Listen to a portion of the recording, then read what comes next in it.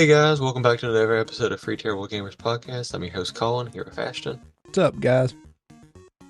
Alright, got a few weather from last week before we get into one for this week because it's a pretty major one. Yeah. Well, throw the only thing that really crazy happened this week. But anyways, PS1 FPGA console announced.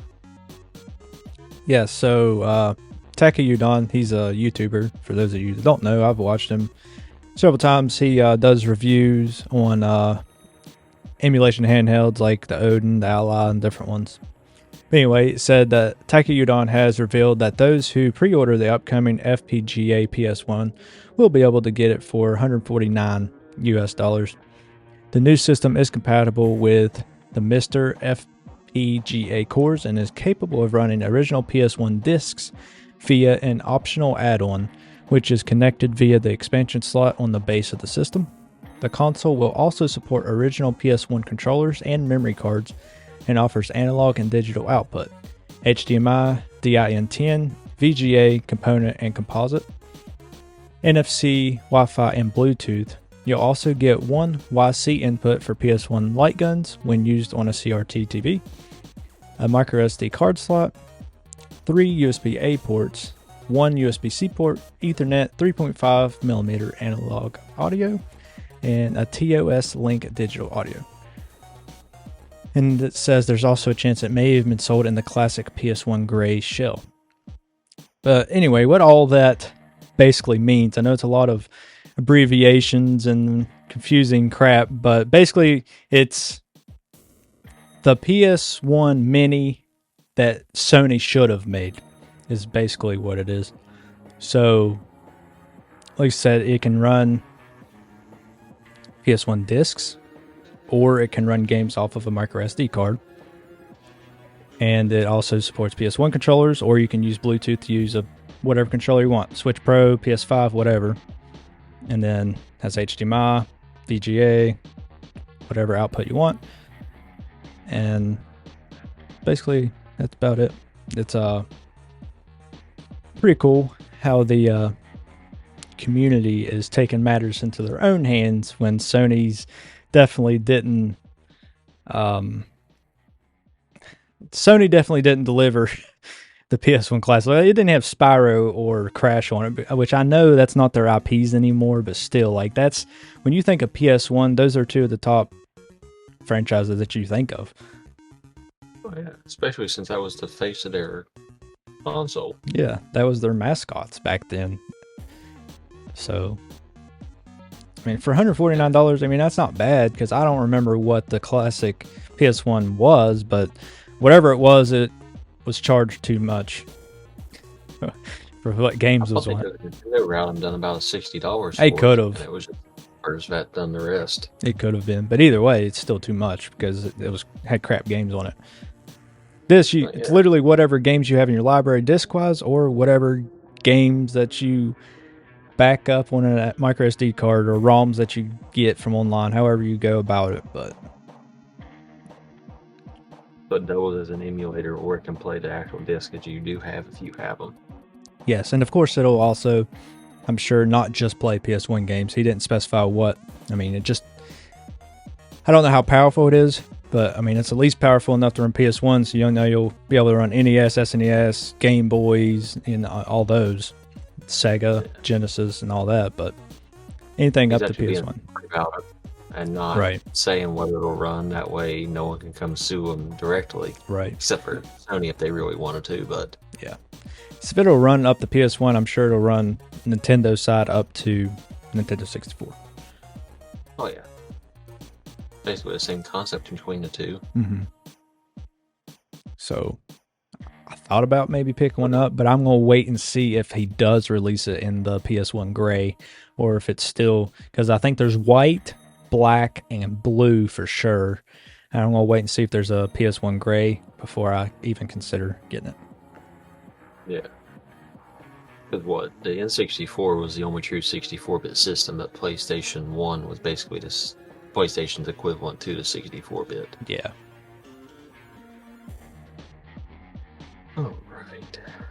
on to the next one. Nintendo announces Alarmo is heading to stores. So yeah, I don't know, it was a couple months ago that Nintendo announced Alarmo and we went over it, but it says the company revealed that its alarm clock Alarmo will be available at select retailers starting this March. The announcement includes the US, UK, and Europe.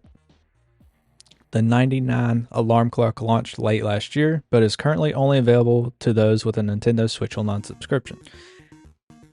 It says the motion control device lets users turn it off simply by getting up, though in my experience that functionality wasn't much use if you share a bed. So basically it's for loners, I guess. I thought about getting one, but $100 for a stinking alarm clock that I wouldn't use as an alarm clock because I use my phone. So I mean, yeah, it's cool to have different Nintendo themes and stuff on it, but I wouldn't use it really even as a clock because once again, if I wake up in the middle of the night, I look at my phone and see what time it is. I don't look at a clock. I have a bedside clock right next to my bed, but I turn it off because it's too bright and I can't sleep when there's light. I wake up in the middle of the night. I don't look at anything. I always wait. I always look. I'll be regretting my life because I'm like, oh, I only got this much longer to sleep. Well, if I don't look at it, I'm the same way. I'm like, oh, I'll be depressed after I look at the time. But if I don't look at the time, I'll just keep thinking about, man, what time is it? I bet I only have like 10 minutes left before my alarm goes off. So I got to look to make sure so I don't worry myself to death and can't go back to sleep. Well, anxiety kick in. Yeah. Not me. I just give it away. I'm just like, yeah. I was like, if I look at the time, I'll be anxious about how long I got to sleep. Well, if I don't look at it, I'll just go back to sleep and then I'll just wake up whenever I wake up. Yeah. Usually I can tell about what time it is depending on how long I feel like I've slept, but sometimes it's off. Yeah. But yeah, I know I gave the Alarmo a hard time initially whenever we talked about it at the end of last year because that threw me off too. But I was like, oh yeah, we're in a different year now. Yeah. But yeah, I mean, it's kind of pointless. My ringtone to wake up is already downloaded Legend of Zelda song anyways. So it's just like, oh, it's purpose, no sense for me to get an Alarmo. Especially if the feature is if somebody wakes up, that's not you, and it'll automatically shut off. Yeah, that kind of... I mean, in my case, that wouldn't be an issue because I'm always the first one to get up. Yeah, me too. But yeah, I could see it getting it for a kid, like to get them up for school or whatever. But at the same time, like $99 for an alarm clock is pretty expensive when you can get one from Walmart for like $20. Yeah,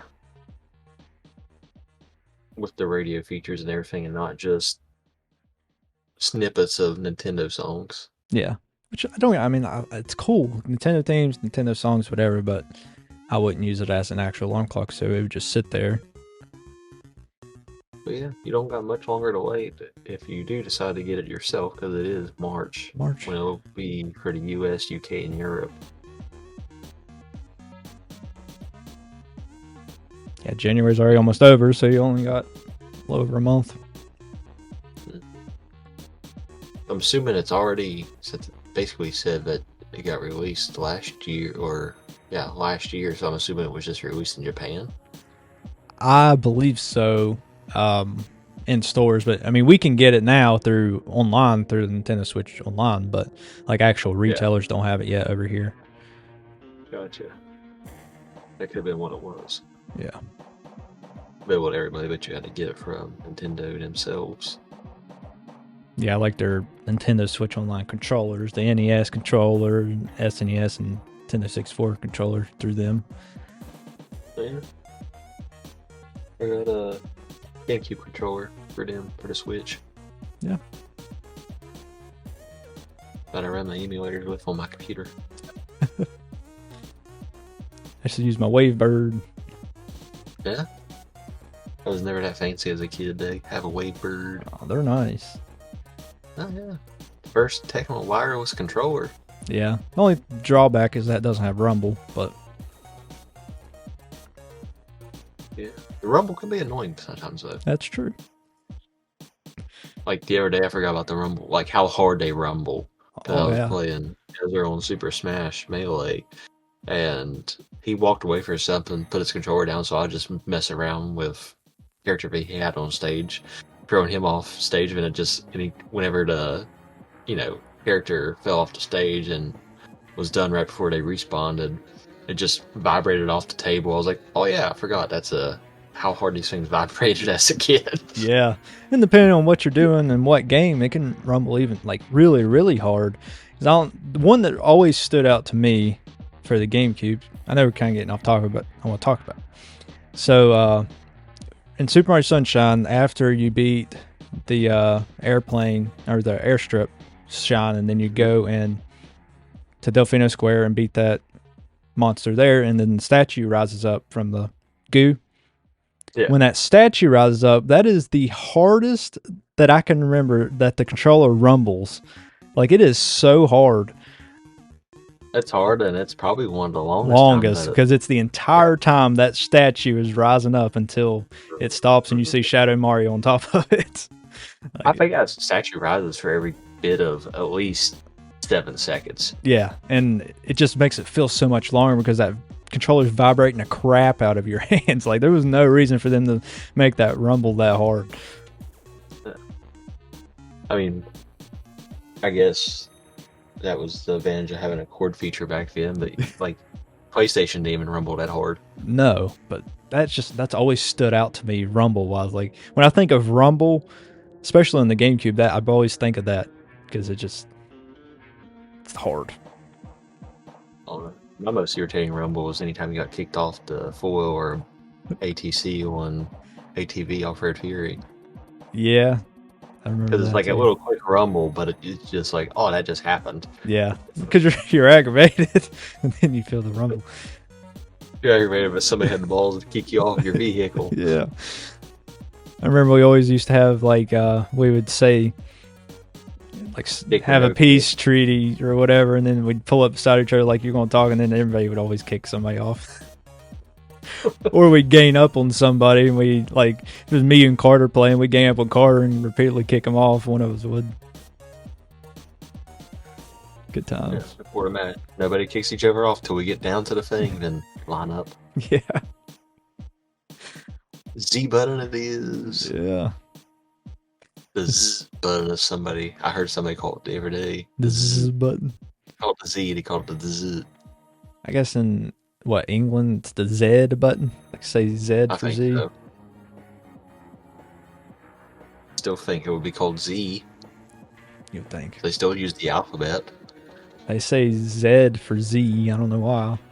It's not a word. It's a letter. Yes. Alright, get back onto the topics here. Ecco the Dolphin gets a new trademark from SEGA.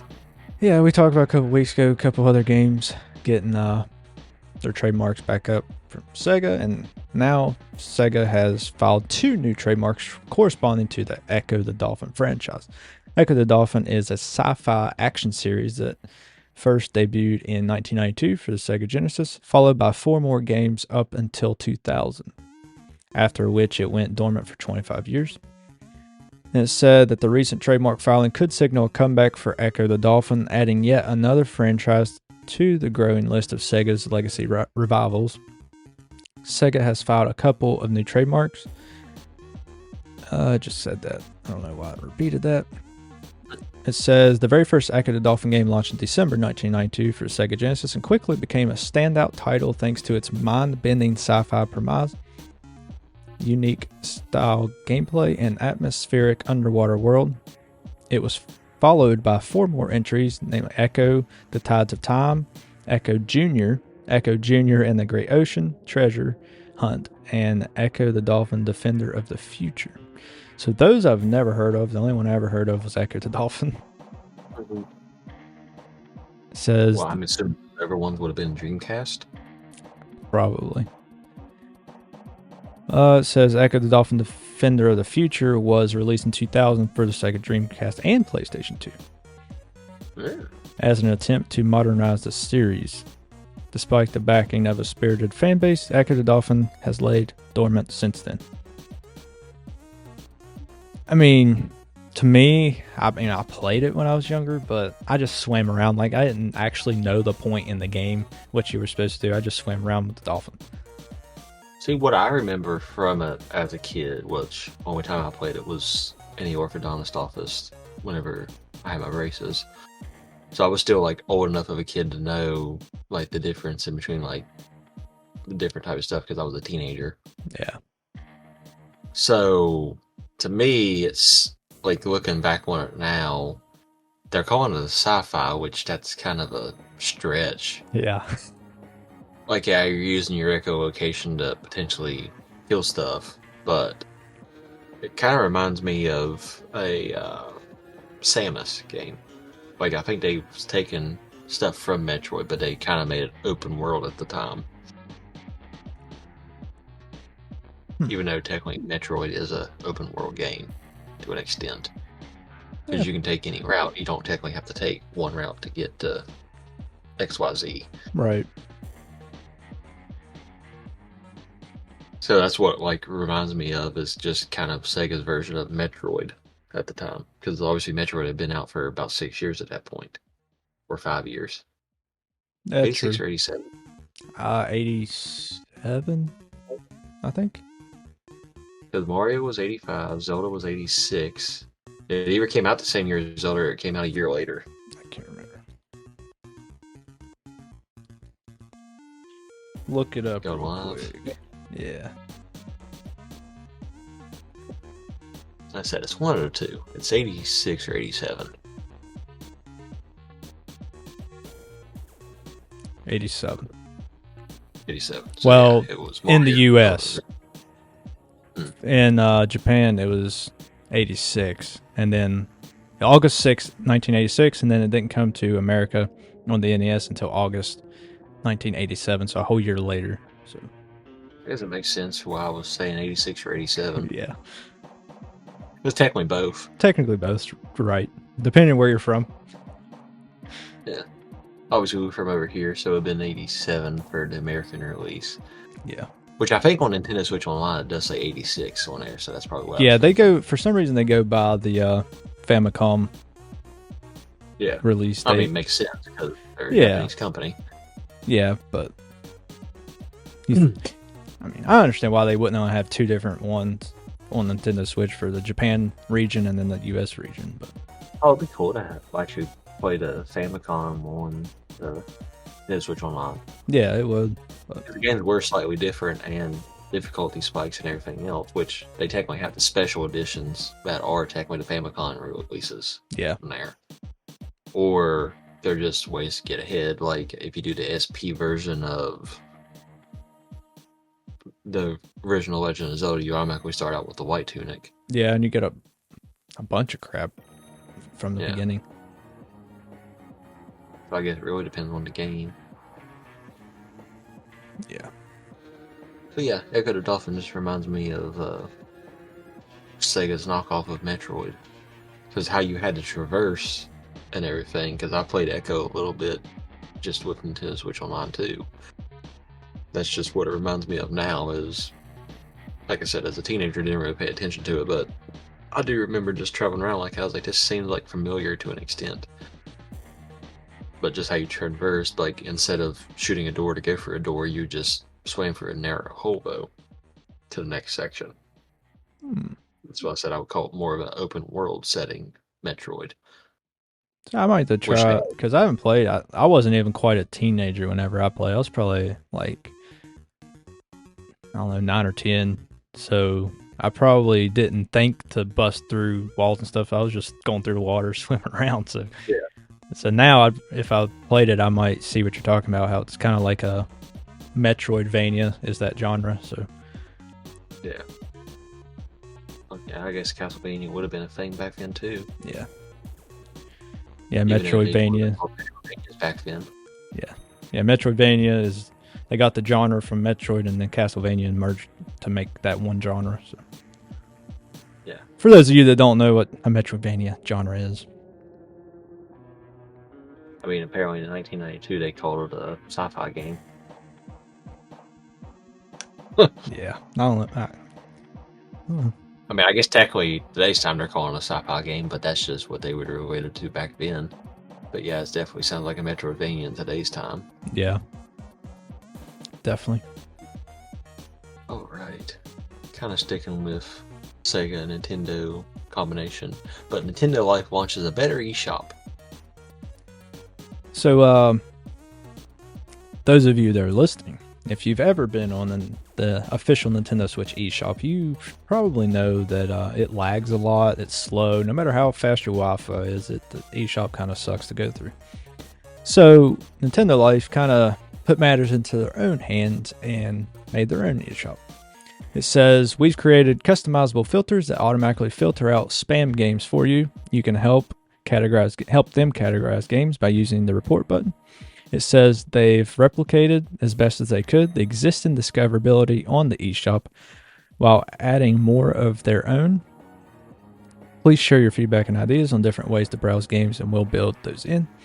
It says on game pages, you'll find both our own Nintendo Life review, if we've reviewed it, and you can now submit user reviews of 50 to 250 words long, along with a score, which all ties into our Nintendo Life game collection system. So I've seen a lot of people complain about the Nintendo eShop, how there's no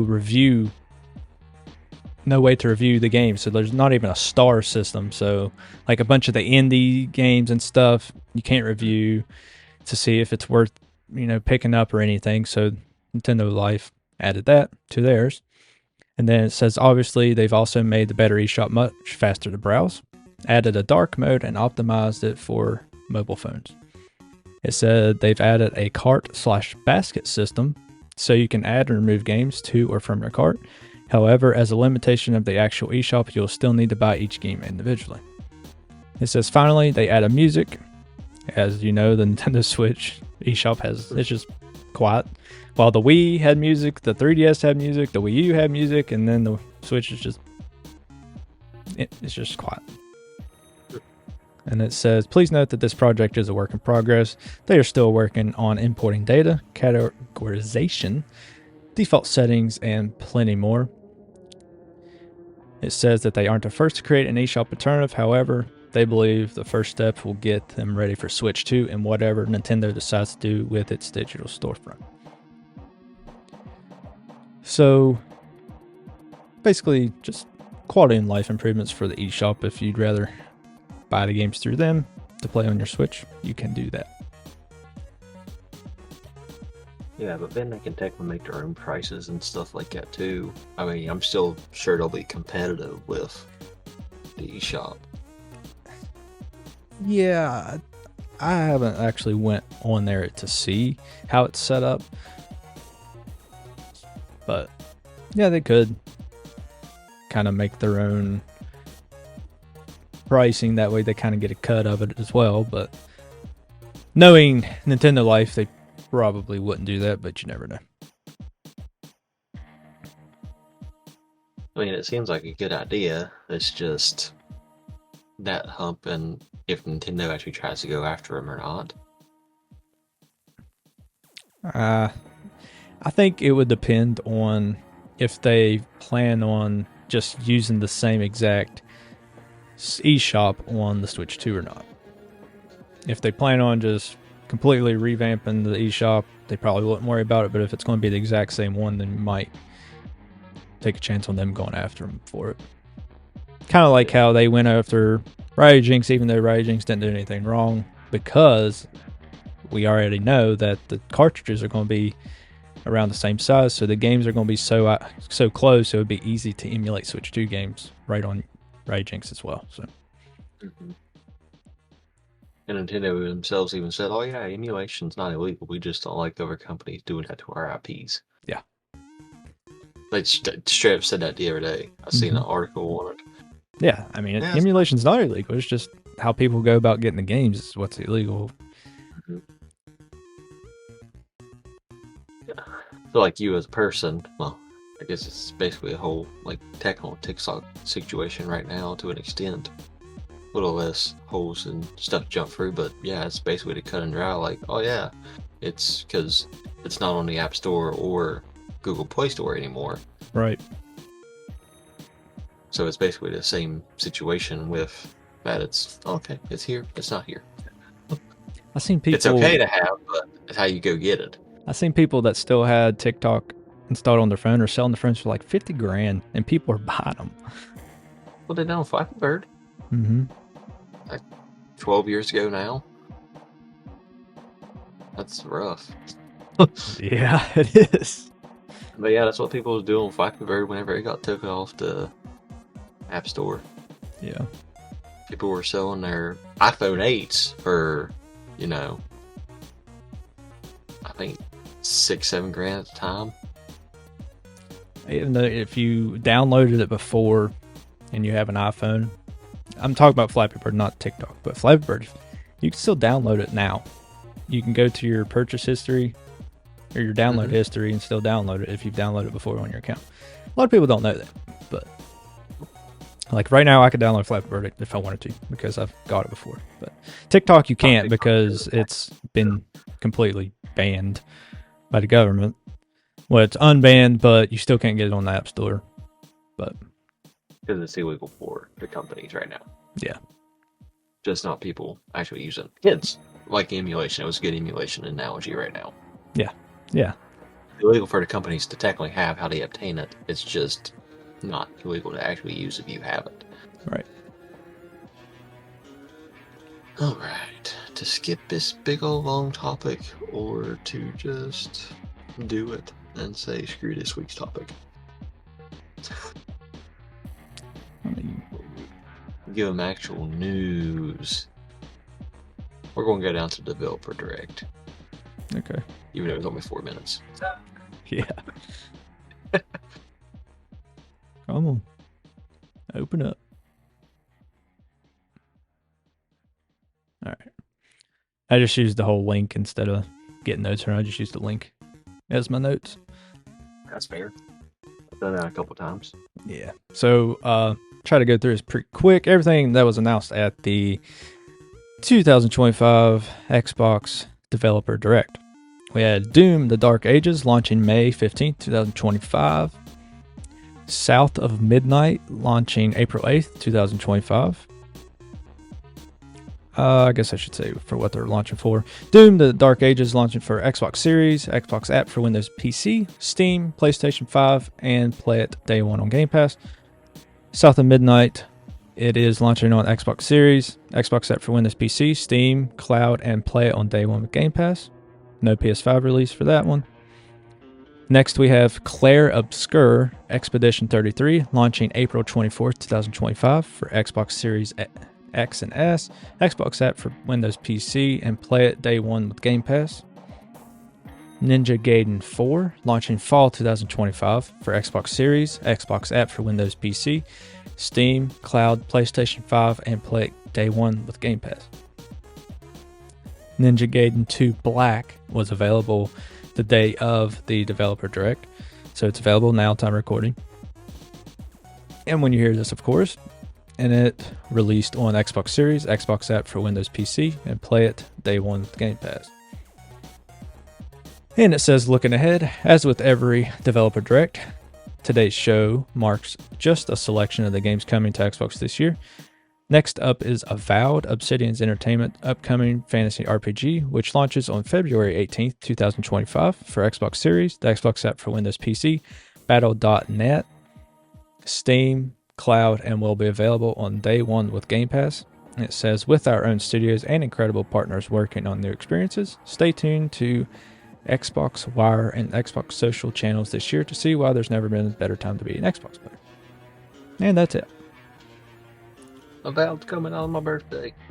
It sure is. So my favorite from this list was Doom, the new Doom game. Why was Ninja Gaiden? That's fair. I beat Ninja Gaiden 2 Black whenever it was free on Xbox Live Gold back in the day. So I've already beat it once. I may go back and play it again. Actually, I'm not even sure if it was 2 Black. Because I think 2 had free games, technically. It may have been one of the other two. Which I know what you're talking about. Which one was Get Free with Gold, but I can't remember the name. Which one it was? it may have even been Ninja Gaiden 3. It might have been. But I beat that one. I never bothered playing the one on the NES because I know that's what the original one is. Ninja Gaiden is on the NES. I didn't know if it released for anything else back in the day. I doubt it. That's pretty much in a league of its own back then. So the fact that they waited so long for Ninja Gaiden 2 at that point, Yeah. the sounding in itself. But yeah, and then probably my second is definitely Doom. Doom. Yeah, it's Doom: The Dark Ages. It says it's a prequel to the critically acclaimed Doom 2016 and Doom Eternal. So, Doom Eternal, for those of you that haven't played it, it is such a good game, and it's on Game Pass. You should try it out. But it's a prequel to those games, so that's pretty cool. Which at the beginning of this direct trailer, they literally said all the games are going to be Game Pass day one. Yeah, which makes sense. I mean, it's an Xbox developer direct. So. Yeah. Granted, they're not, it surprised me with Ninja Gaiden, but I was like, oh yeah, it's technically not they're partnered with Xbox, but they're not technically a IP for just Xbox. Right. So yeah, they'll be on PS5 as well. But. Yeah. Like I said, that's the one I'm looking forward to the most. I contemplated playing Ninja Gaiden 2 earlier, but I was like, wait. But I decided to go do the Terminus Easter egg without guided mode. I only got it today. Nice. Yeah, it was rough. I bet.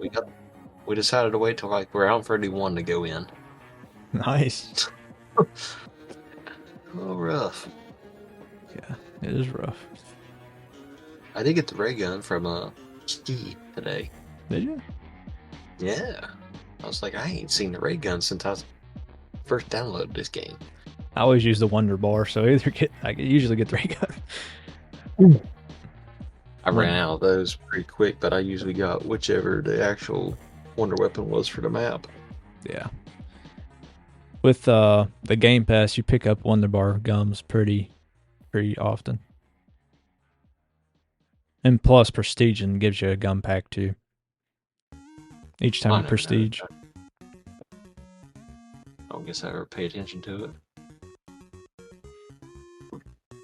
But that is all the time we have for today, guys. Thank you for watching or listening.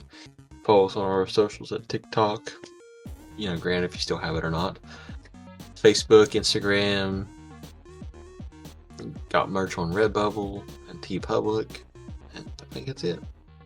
Yep. Appreciate you guys. We'll catch you next week. Later, guys.